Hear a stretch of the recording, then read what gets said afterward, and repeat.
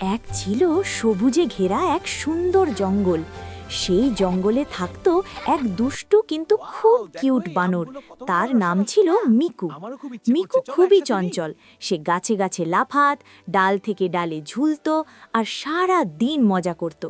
কিন্তু তার একটা খারাপ অভ্যাস ছিল, সে ফল দেখলেই চুপি চুপি নিয়ে নিত। জঙ্গলের মাঝখানে ছিল এক বিশাল আম গাছ। সেখানে থাকত টিয়া পাখি টুনটুন, খরগোশ পিকু আর হাতিবাবু।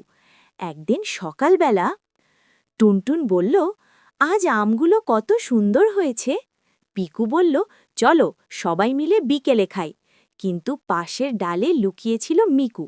তার চোখ চকচক করছে। সে ভাবল, সবাই মিলে খাবে? না না, আগে আমি খেয়ে ফেলি। বিকেলের আগেই মিকু চুপি চুপি সব পাকা আম পেড়ে নিজের গোপন জায়গায় লুকিয়ে রাখল। বিকেলে যখন টুনটুন, পিকু আর হাতিবাবু এলো, আরে আমগুলো কোথায় গেল? টুনটুন চিৎকার করল। পিকু হতাশ হয়ে বলল, কে এমন করল? দূরে গাছে বসে মিকু হেসে গড়াগড়ি খাচ্ছে। হি হি হি, সব আম আমার।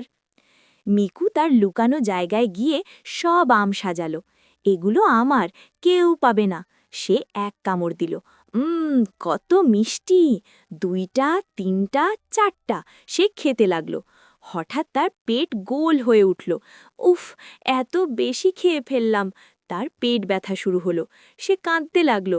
ওহ, কেউ নেই আমাকে সাহায্য করার। কিন্তু কেউ তার কাছে আসলো না, কারণ সে কাউকে ডাকেনি, কাউকে দেয়নি। পেট ব্যথা নিয়ে মিকু হাঁটছিল, হঠাৎ একটা কলার খোসায় পা পিছলে ঢপাস, সে কাদায় পড়ে গেল। টুনটুন উড়ে এসে বলল, ওরে, কি অবস্থা তোমায়? পিকু হাসি চাপতে পারছে না। তুমি কাদা বানর হয়ে গেছ।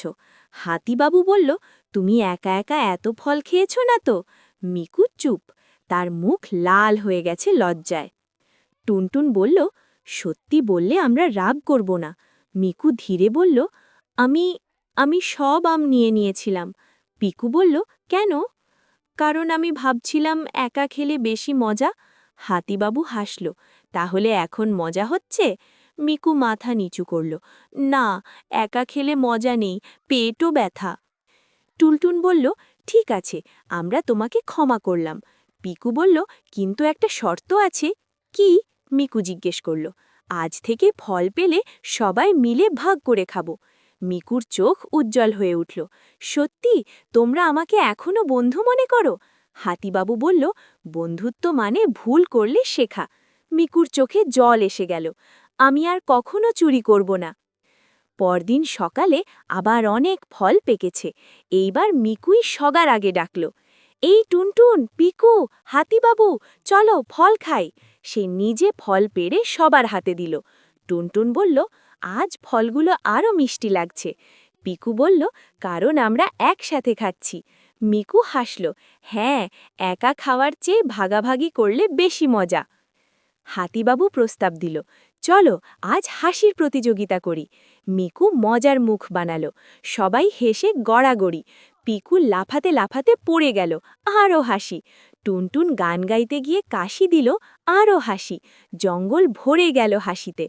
মিকু ভাবল, আজ আমি সত্যিই সুখী। সন্ধে সূর্য ডুবছে। মিকু গাছের ডালে বসে ভাবছে, আমি আগে ভাবতাম সব নিজের হলে ভালো, কিন্তু এখন বুঝেছি বন্ধু ছাড়া আনন্দ নেই। সে চিৎকার করে বলল, বন্ধুরা, কাল আবার একসাথে ফল খাবো। সবাই একসাথে বলল, ইয়ে। শেষ দৃশ্য। রাতে আকাশে তারা জ্বলছে। মিকু আকাশের দিকে তাকিয়ে বলল, আজকের দিনটা ছিল সবচেয়ে মজার, কারণ সে শিখেছে চুরি করলে পেট ব্যথা হয়, একা খেলে মন খারাপ হয়, ভাগাভাগি করলে আনন্দ দ্বিগুণ হয়।